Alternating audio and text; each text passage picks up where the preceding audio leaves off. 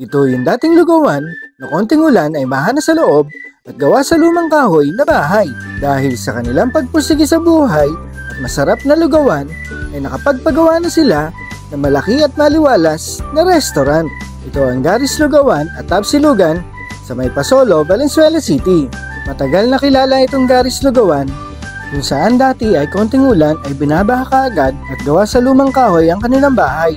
Matagal na sila sa negosyong lugawan at dahil sa kanilang masarap na suka, panalong lugaw at malutong na tokwa, kaya ko ito binabalik-balikan.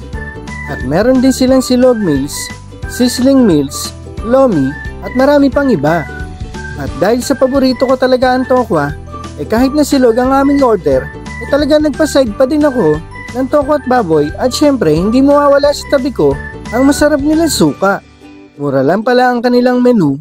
At meron din silang food delivery at open sila 24 hours. Yung mga taga Valenzuela at malalapit na lugar, sugod na. Follow, like, and share para makarating sa iba.